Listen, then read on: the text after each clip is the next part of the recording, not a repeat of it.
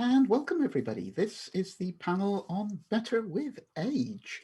Now, you might be wondering why we are here at 10 o'clock in the morning. Possibly you think that the folks of Octocon have decided that old people aren't going to be up partying until late at night, and therefore we can be given an early morning panel slot. But that's not the case. The reason that we're on this time is because we are delighted to welcome a panelist from Australia.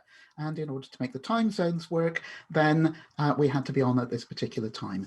But that's as much introduction of panelists as I'm going to do. We believe we might have one other person joining us shortly, but right now it's just the three of us. So let us do the traditional thing and do introductions, please. Jill, would you like to start?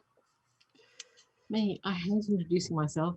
I'm Australian, and it is, for those who really want to know, 8 p.m. in Canberra and a very cool spring evening with lots of blossom outside and lots of allergies. And it's wet. Not today, but this spring is wet. So we're copying everybody in Northern Hemisphere for a change. I'm a writer.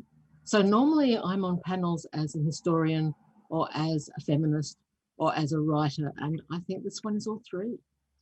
Uh, so I won't introduce myself more than that, except I have doctorates and everything. Therefore, anything I say you don't trust. Okay. Yeah, who wants experts? No. Marguerite. Exactly. My name is Marguerite. I have doctorates in absolutely nothing, so you don't have to trust me either. I am living in Ireland. I am from the US, from California specifically. I am 43 years old, since this is the topic on age, and I am a reader of speculative fiction and a convention organizer. So that's why I like to see topics like this come up, because it's so applicable to so many of us who gather and talk about science fiction or fantasy. And I'm Cheryl Morgan. I'm the moderator.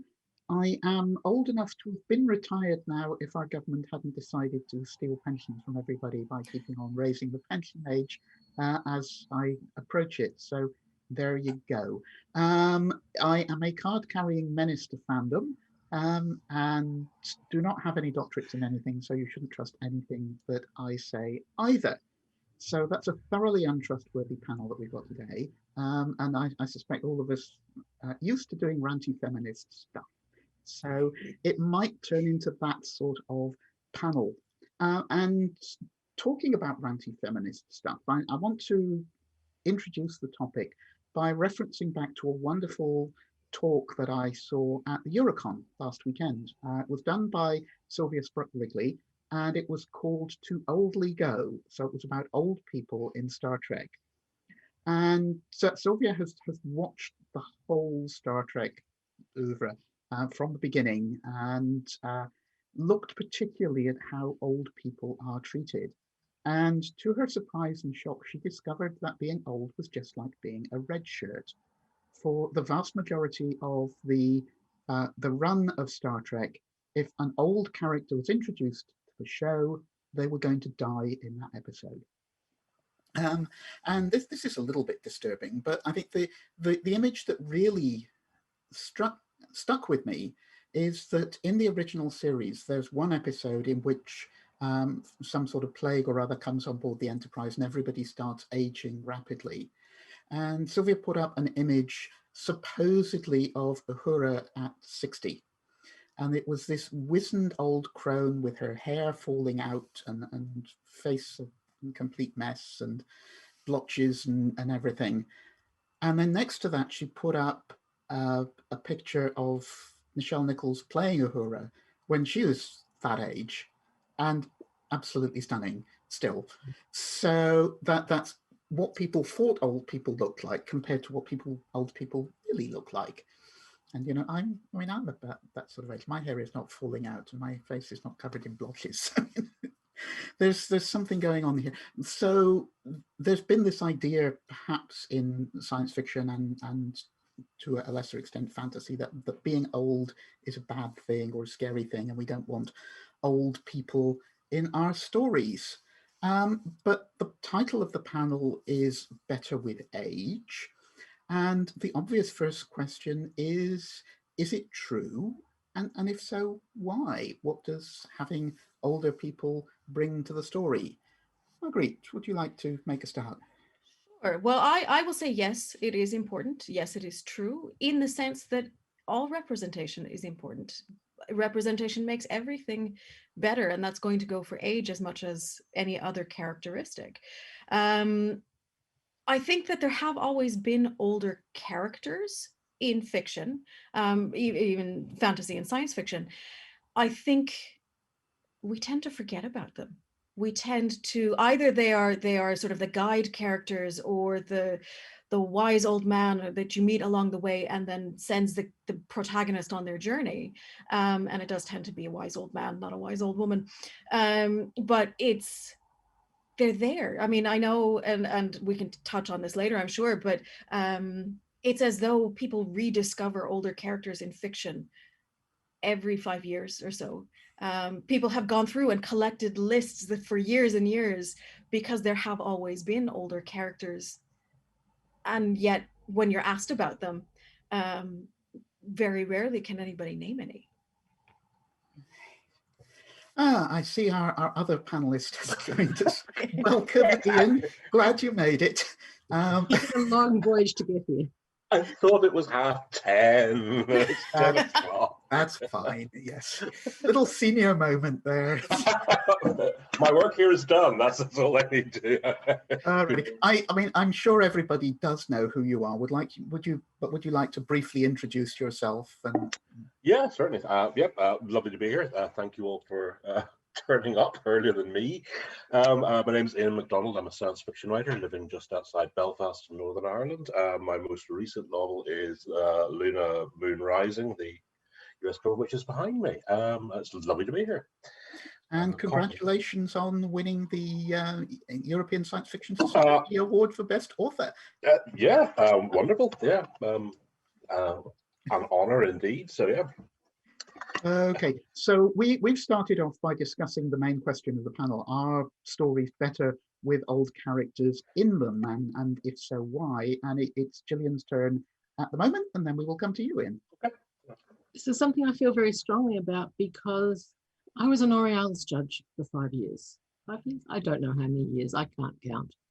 And one of the things I noticed was that those authors who successfully wrote older people into their stories, especially older women, had deeper writing chops, had more skills. It's harder to write someone with more life experience into the same story as someone without more life experience and make the lighter character, the less experienced character, the hero, because you've got to put extra time in or extra energy in to the older character, except when you're an exceptionally clever writer. So very few writers bothered. They said, let me let this young character discover everything about the world because they have no life experience.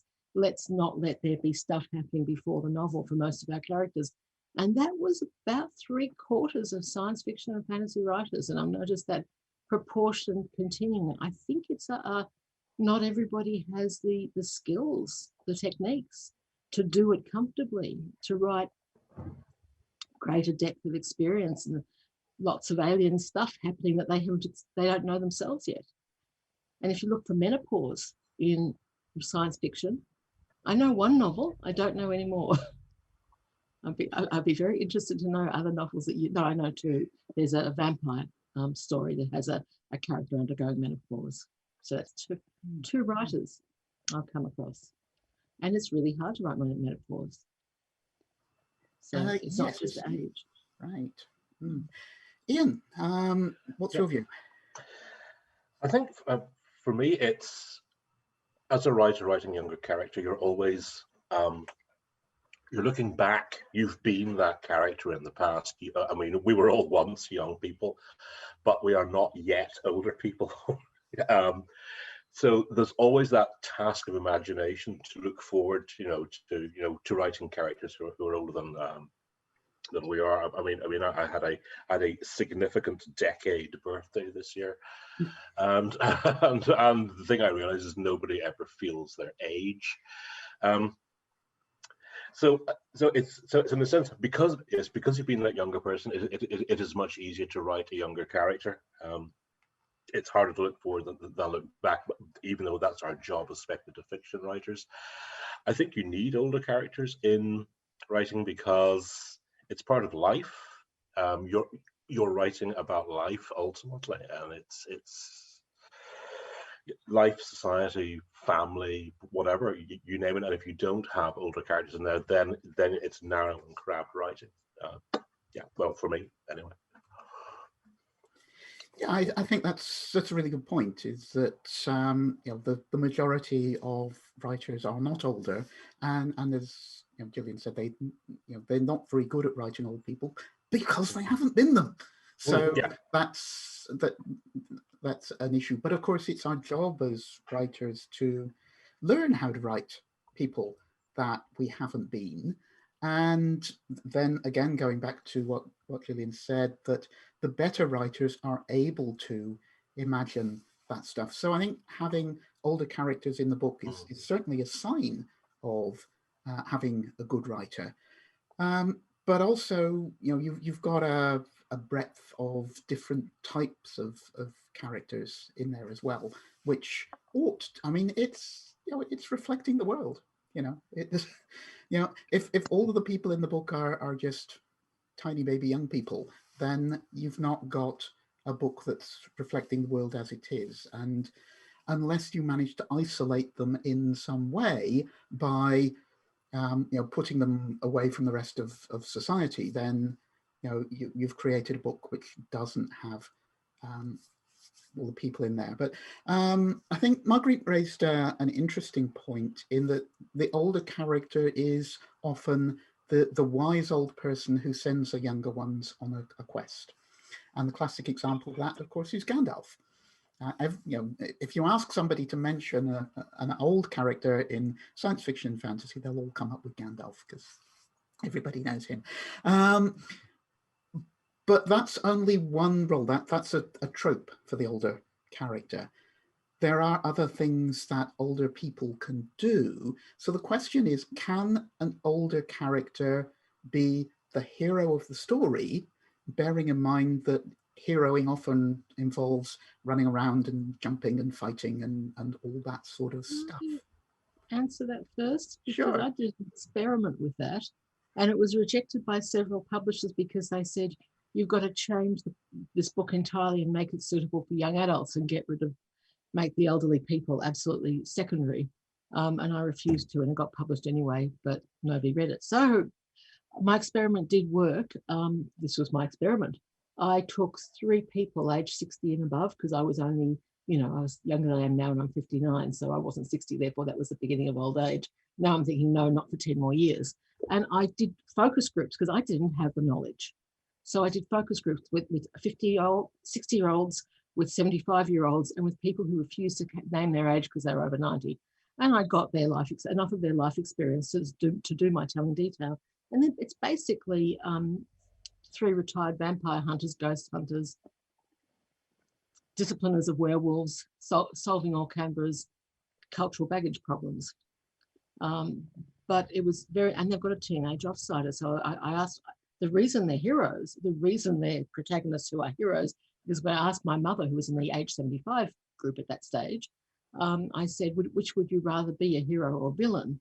And she said hero, and that's why they're good elderly women. And that's the only reason they're good elderly women. The idea was that if you're an elderly woman, most people don't ask you what you've done with your day, so you can do anything you like. And so I asked, what do you do? How many people, that first question of focus group is, who asks you what you do with your day? Who holds your hand and gets you through daily stuff? And it was peer groups who held the hand, and it was nobody asked unless you volunteered. So yeah, I put a whole secret world of magic in, which young people wouldn't see. And so I used the fact that we ignore a lot of elderly people in real life. So what we see in fiction often reflects real life. So that was my experiment. I still don't know if it worked, but I did it. Ian, have you made any older people heroes? Yes, both heroes and villains. I mean, the work in progress has I kind of follow characters over kind of 20 years of their lives, you know, from kind of mid-20s to kind of mid-40s, and I have some very much older family members in that. And in Luna 1 in New Moon, the Grand Dame of the Cortes was very much a central character. She was the kind of founded the empire. And when years back I used to work in television, and so a guy was telling us about different formats that work in different countries, and the one that's very popular in China format show is the inheritance show, where something has to be passed on to the next generation, or worthy heirs, or a group of younger people who might be able to do something with it. And there are lots of different formats for that.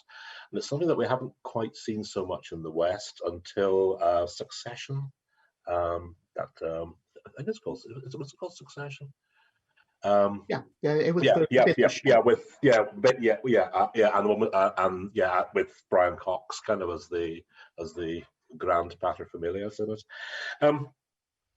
I think in a sense other genres use older people better, because we're talking about Gandalf, it's the wise instigator of the mission, but in crime my mind goes automatically to Miss Marple. She is very much the hero, but she doesn't go around. She doesn't go around, shooting people wielding magic swords or kind of ending empire. She goes to the public records office and finds a will, and that's how she solves the crime. So there are, I think, maybe in our particular genres, we need to look outside to see other ways for older people to be heroic. Yeah, I would very much agree with that. I mean, it was one of the things that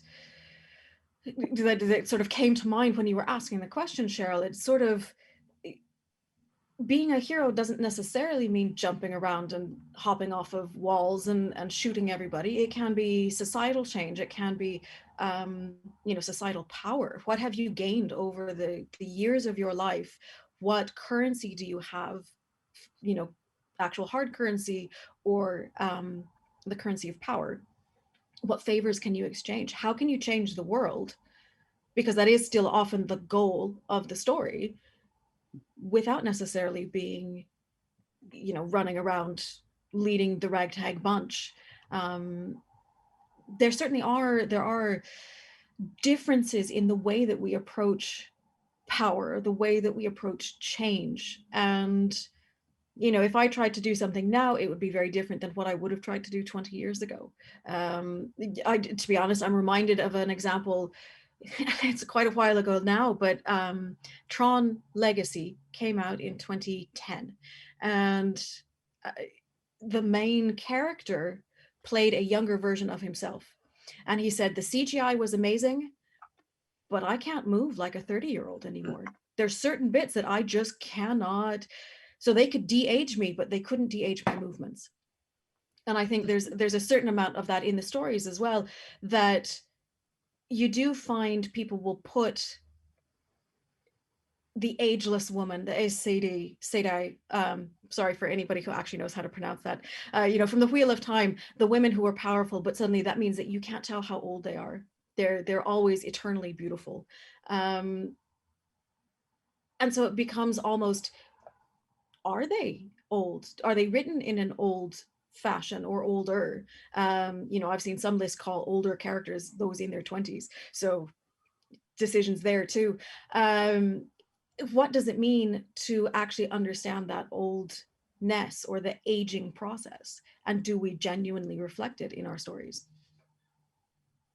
That was what I was thinking all throughout what you were saying, is what I've been trying to do, and this is what I've seen in Ian's books, I've seen in a number of writers, but not right across the spectrum. It's not something that most writers try, is you get changes in plot if you change the fundamentals. So if you move away from a young protagonist to an older protagonist, to an even older protagonist, and you allow for, this is what I was trying to say with Life Story before, if you have all these things you can call on, you can do bizarre things with plot. And that works, it's consistent, because, well, you can't, I did it. I mean, that's what I got my Ditmar for, was fans actually voted for a plot that was solely perimenopausal women in lieu of Keanu Reeves in the the man who came down to Earth. What happens if you can't do all the things and you're an alien and you're looking at humanity? You eat chocolate. It changes the book entirely. And just to be clear, there are absolutely older characters in fiction who are still military or otherwise. You know, you've got plenty of examples of both male and female characters, and more on the gender spectrum as we come closer to more modern fiction. But they tend to already be generals. They have this lived experience behind them, and that comes through as the basis for where you go from here. The Vorkosigan books are good for that, because you can trace the growth, and that's one of the reasons it's such a great series.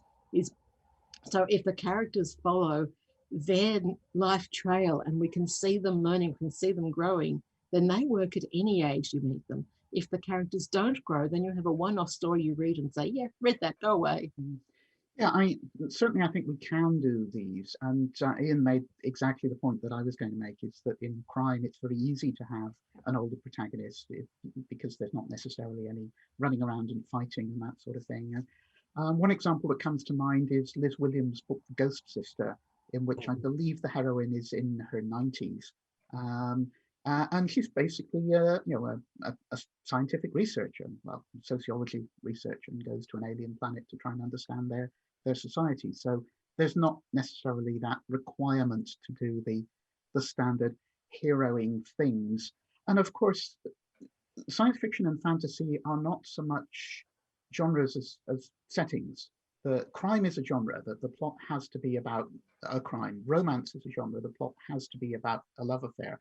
But science fiction and fantasy can do all of these things. So there is absolutely no reason why we can't write crime stories which are set in science fictional worlds or fantasy worlds, and which have a Miss Marple-like character as the star.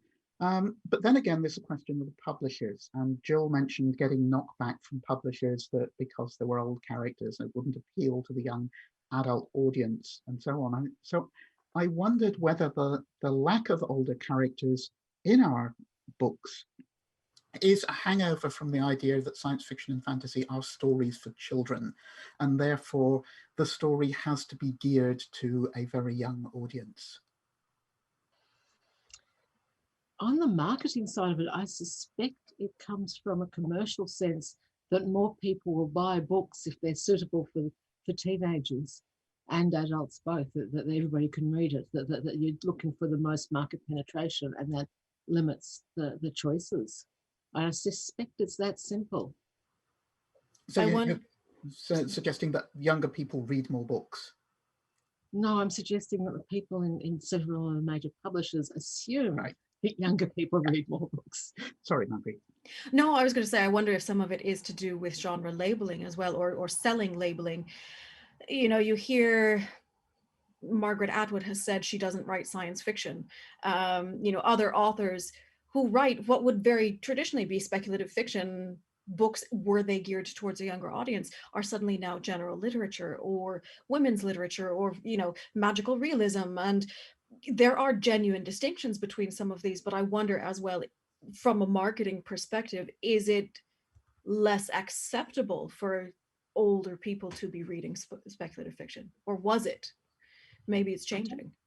I don't think it's a problem with older people reading it. I think it's a problem with assuming that older people will also read about younger people, but younger people won't read about older people.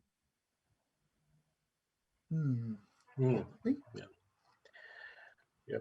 I think there's something inherent, though, in the form that, because we tend to write about, well, in science fiction particularly, we tend to write about processes of change. You know, either something has changed in the science fictional background that gives rise to the story, or the entire society is in a process of change. The world is in a process of change, and things are happening. And that tends to skew much more to kind of action and kind of event resolution based stories. Whereas with an older protagonist, maybe the only thing they can change is themselves or one other person. The scale is smaller that way. you know, I mean, people always think, you know, it's the, you know, it's the young people running around, and, you know, young people running around waving guns who change the world. And everyone knows it's older people with lots of money who really have all the power. You know, in a way, we're kind of pandering to that myth, and, you know, maybe less kind of running around and shooting stories, and maybe more, you know, changing the world one person at a time. I'm very interested in there's a group called the Global Elders, who you may have heard of. It's partly set up by Peter Gabriel, actually, and basically it's older politicians. I think it's 13 of them. Former politicians, civil rights workers, lawyers from all over the world. It's an informal group. I'm trying to think of names. The names are gone this morning. Former President of Ireland, Mary Robinson, is one of the global elders, and basically they kind of gather together online, and they take the longer view, the older view of world issues, and report on things. They can assign investigators. And what they have is, they don't have any political power, but they have moral power in this way because of the years of experience they've had between them.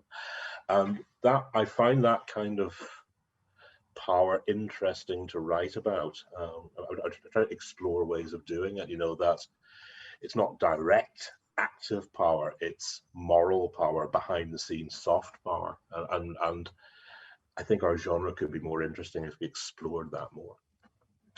I think it does in Australia. I think different countries do different things. I know it does in Australia because, okay, my secret is, it's not a secret anymore, it hasn't been a secret for 5 years. I was a feminist activist for 20 years. I don't often label myself that because I don't agree in any way, shape or form with people like Sheila Jeffries. They just send shivers down my spine. I am centre left, which means I believe in human rights of all humans above everything else, and anybody who condemns. So that's why I got out, one of the reasons. The other reason was I wanted to write novels. I was writing novels, I wanted to do it properly. And what I've learned is that behind the scenes, there are a lot of women in particular doing the sort of power you're talking about. I've not entirely left it behind. I've kept in touch with a lot of people, and watching them work is amazing. It's why we still have human rights in Australia, basically. Why we haven't gone the same way as America. It isn't that Americans are any more virtuous as individuals or any better than Australians. It's that we've got a group of maybe 80% women, 20% men working, spending their lives saying, we have to do this thing. And it doesn't matter if we're not seen, we have to do this thing.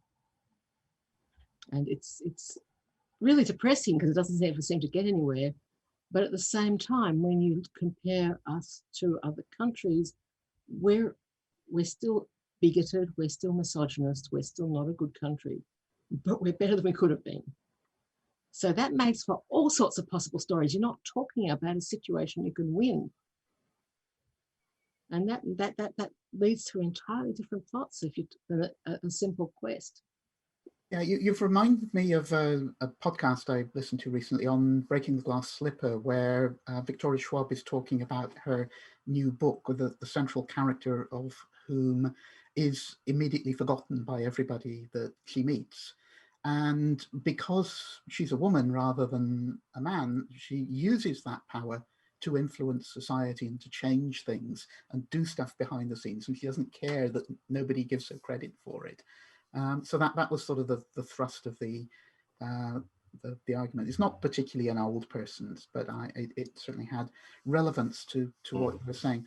But I will come to audience questions fairly shortly, but there's one other thing I think we have to address that is pretty much unique to our genre, which is the idea of immortality. That you see that both in science fiction and in fantasy, people are very long-lived. And we don't seem to do it terribly well. I mean, I'm thinking, for example, of the gods of Asgard, who in the Marvel films, Odin is portrayed as an elderly man, Thor and Loki are younger men, and yet they're all hundreds of years old, and they seem to have been like that forever. It's really quite odd. So first of all, I think is immortality simply a euphemism for being forever young? And secondly, do you know of anybody that's managed to do immortality in a way that you found vaguely believable? T.H. White did. The aging backwards, the sense that you cannot escape time. That's a really lousy answer, isn't it? Sorry. I think we have a problem with ourselves having too much knowledge. We dismiss it from our minds. We dismiss life experience and say we can't recall that because it's a burden to own too much knowledge. And I think we almost universally translate that into our literature by saying, no, you can't be mature and immortal. You can't have all that wisdom. You have to lose it somehow or not maintain it or be vampire Lestat. Yeah, I think it's. Oh, sorry. I think it's kind of the fox and the grapes, really. It's because we can't have immortality because we are mortal, and it's what's the great line from Philip Larkin? Most things never happen. This one will. It's because we are mortal and it will happen, we have to then make immortality so unpleasant, that nobody would really want it, actually that it is a fate worse than death. It's the fox saying, well, the grapes are probably sour anyway. And that is okay, yes, you can be an immortal vampire, but you're a vampire, and you are cursed and undead and all that stuff. Ursula Le Guin did a story years ago. I think it's called something like The Island of the Immortals, and there are immortals on it, but they're basically bundles of wrapped up human flesh. They don't get younger; they just get older and older and older till they basically turn into these like kind of wax human candles wrapped up in kind of fat, and it's the same thing. When you wish for, there's a Greek myth when you wish for immortality, but you don't wish to stay young. Yeah, exactly. Yeah. That's it's the same thing again. It's classic gotcha. Because we can't have it, it's not worth having. I still find Richard Morgan's thing of re-sleeving, because the U on the, I forgot the name of the chip, whatever it is that's in the back of your neck, that is you, and that is effectively immortal, and it just gets put into new bodies. How that would actually work, how the connectome connects up to we don't know. But what Altered Carbon I thought did very well was show that this is the only prize. This is the only thing worth having. Everything is worth giving up or getting rid of for this immortality. I know it was the ultimate prize because it didn't have any drawbacks unless you got cortical stack, unless you got shot through the cortical stack. And I'd like to see that explode. If we are going to do stories about immortality, I'd like to see more of. It interests me as I think it's an area that hasn't really been explored very much in SF. If we are going to do that, I would like to see more of the thing of of this is the only thing worth having. You would do anything for immortality. That I find interesting. We have that in fantasy when people go to fairyland. Ireland has it. Oisin and giving it up unintentionally. So I can't pronounce his name, sorry, and I'm really sorry about that. I'm so bad at pronunciation when I'm tired. But yeah, it's something we have in fantasy, but not science fiction, which is really curious. One of the things that I would really like to see, touching on the Altered Carbon, this idea that that's probably the closest thing I've seen to what we would consider genuine immortality in terms of not aging, in terms of not physical senescence, in terms of keeping your own experience and yourself, but how much of the self is determined by the people around you. How will people's perspectives or perceptions of you change? If I'm a 40-something-year-old woman, and then the next time they see me, I'm a 60-year-old man. And that's not getting into race or anything else that will absolutely affect the way that people treat you. What would that have, what kinds of different experiences would I have as somebody changing? as a society, if everybody is changing, would we suddenly change the way that we treat other people? No. Probably not, because we're humans, but Travelers handles that.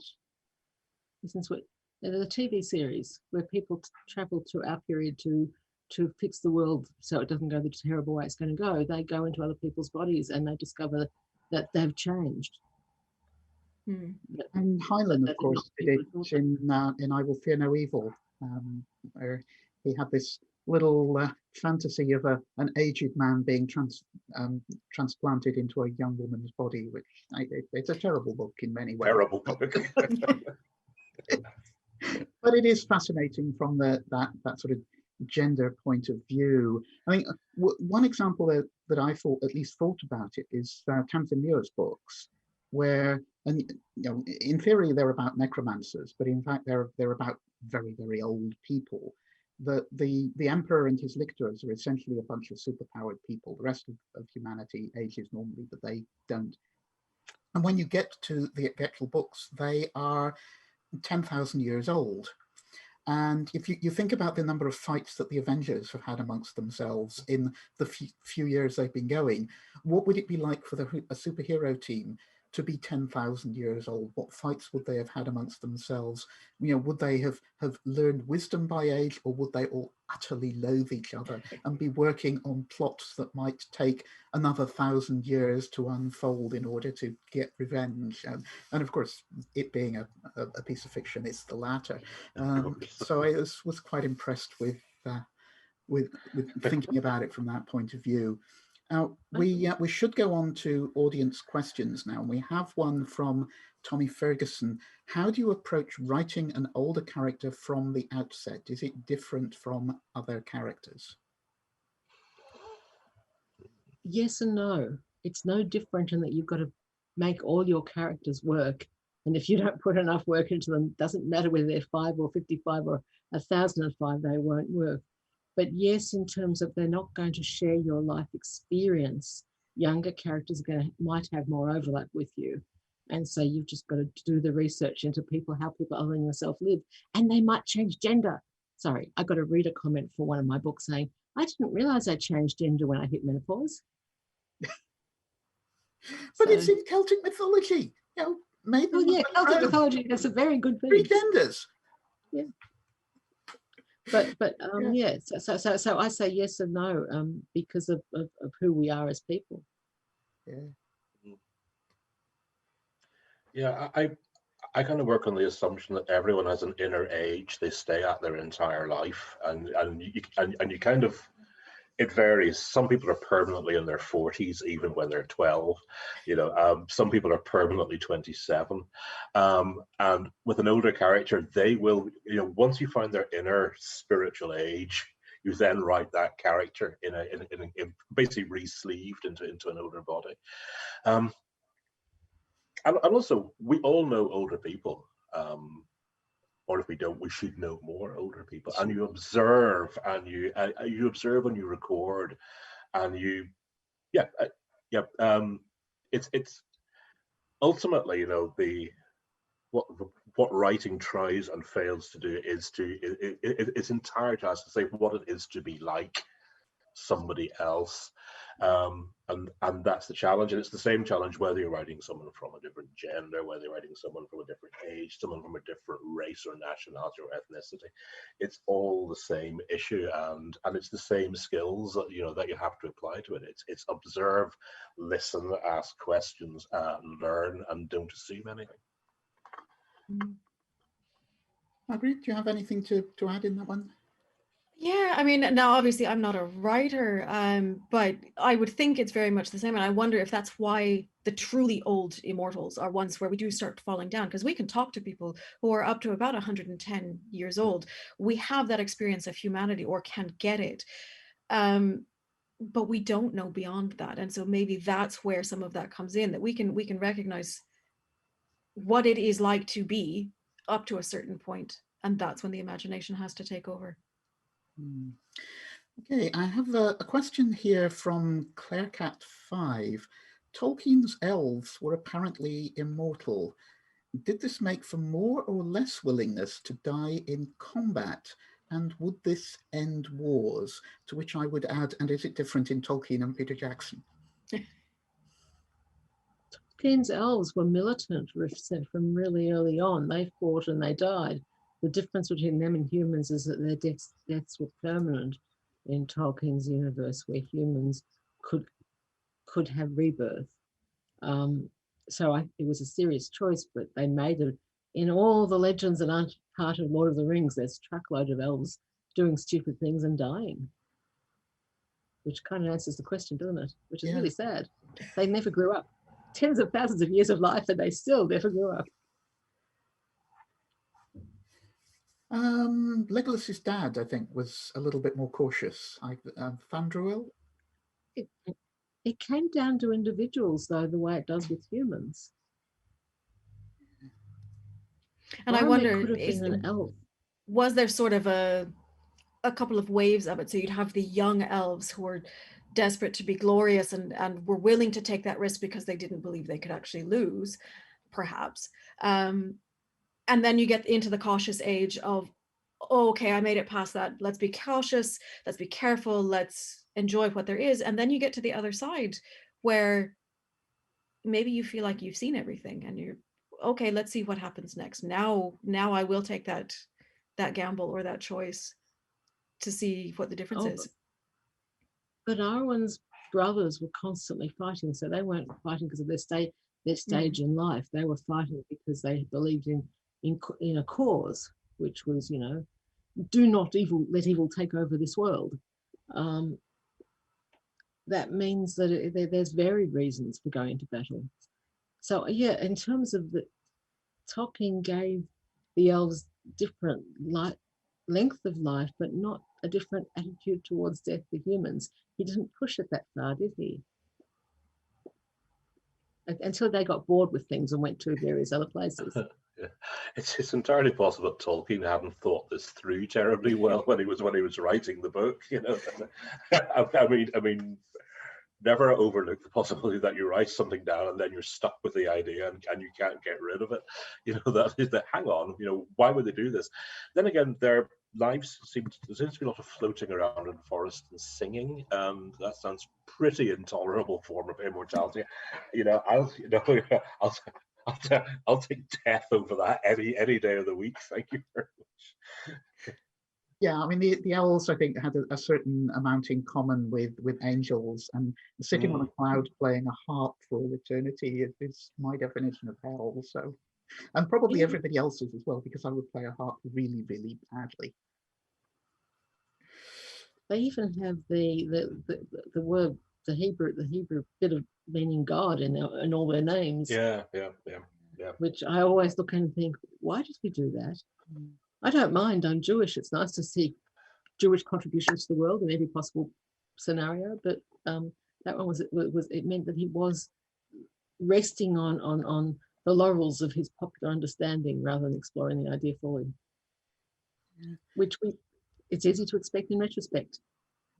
Now, there is a science fictional concept, I think, that perhaps deals with age, and that is perception of time. That I've seen characters in science fiction novels, although I can't bring any examples to mind at the moment, who live for a very long time but perceive time in a very different way, and who, I mean, Ent, for example. I mean, an Ent would think nothing of sleeping for a year or two and then waking up and think, in much the same way as we think what's happened on the last few hours while we've been asleep. So that's a possibility. Anybody got any comments on that? Apart from the fact that I want to be an Ent. Yeah, I could sleep for a year right now. That's great. I might have slept for 10 hours last night. Yeah. No, I mean, this is a very silly example, but I know that there's one of these Tumblr stories, essentially, that what are if we are dogs elves, because we live so much longer than they do. There are generations of dogs that will serve one master, and and yes, we absolutely perceive time differently to a dog. So maybe that is what the answer is for the elves and the Ents and everyone else, longer lived. I should be exploring time. I'm an historian. I should be doing things with long time for, but I've only done one character that has hundreds of years of life, and that was difficult because as an historian, I knew what she'd lived through and thought, hang on, how do you want to live when you've been through this and been through that and been through the other? And they all link up as great tragedy in your life. What is there to take? She was Jewish. Can't have been easy to live through Jewish history and not see hope at the other end. And since then, I've been really dubious about the notion of people who have genuinely different lengths of life, because I'm not sure I have the capacity to understand what that difference means. Okay, we've been given the 5-minute sign by our program ops people, so we should probably do wind up. So any last thoughts that you have about this, and also if you have any book recommendations, because I'm sure that the audience out there is always looking for more things to read, or indeed movies to watch, or whatever. I can give a couple, two URLs with book recommendations, and I'll put them in the Discord afterwards. Catherine Mundorf has put together a list of older women in speculative fiction. It's not a complete list, so if you find something missing, please tell her. And it's by male, female, by any gender of author. It's the gender in the fiction that she's talking about. But it's a useful thing, and we should have more of them. So I'll take that to Discord for everybody who wants to look it up. Yeah, there's an old book, came out paperback about 10, 15 years ago, and nobody read it except me, by a Scottish writer called Jack Dighton, called A Son of the Rock. And it's all about senescence, rejuvenation, prolonging lifespan. It's a clever melancholy little book without any running around and shooting. Still one of the best I kind of read about aging in characters. Son of the Rock, Jack Dighton, D-E-I-G-H-T-O-N. If you want to read my stuff, because it's a multi-generational saga, you've got mean old ladies, you've got doughty old ladies, and there's a villain who's clearly based on Rupert Murdoch. So, yeah. So there's a bonus right there. Yeah. Yeah. No, I mean, from my point of view, I am always on the lookout for more such stories and more such definitions, because I'd like exploring what it means, and the different kinds of stories that can be told from different perspectives. I suppose if I were to recommend a book, it's not new, it's not a hidden gem, it's won a Hugo. N.K. Jemisin's Broken Kingdoms, the 5th season, all of that, because Essun is a middle-aged lady dealing potentially with menopause towards the end of the book. There are some questions around that, and it's how she goes and deals with life-changing events as well as world-changing events, and what she does through all of that. Yeah, we've had a comment from the audience about John Scalzi's Old Man's War, which clearly is, I haven't read it, but does anybody here read it that wants to comment? I have, but it's one of the things I've commented on elsewhere, and so I'd rather not, because I'm not sure it is about older people. Fair enough. I will be very interested to see what you've said about it elsewhere. So that's interesting. So I'm going to do that dreadful publisher thing and promote my writers. Juliet McKenna, of course, has quite a few older women in her books. I mean, she writes epic fantasy, and that necessarily has to be full of characters of all ages. But although the hero of the Green Man books is relatively young, and he does now have a relatively young girlfriend, in this book, one of the lead characters is the girlfriend's mum, which introduces one or two awkward social situations, shall we say. Also, the book I've just published, As Distant Bells Toll, by Alexander Zizek, which is a collection of fantasy stories. Two of the stories in here, the central characters are mothers. So the plot of the story is about the mother trying to keep their child safe from whatever evil happens to be happening in that world. I've mentioned Liz Williams' Ghost Sister.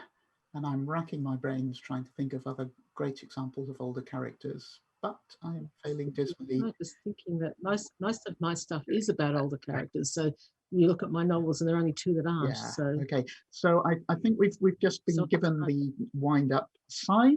So thank you ever so much, panel. You have been marvelous. Thank you, audience, as well. We should be on Discord, except I'm not seeing the channel for this. So if I'm not there, my apologies for some sort of technical thing.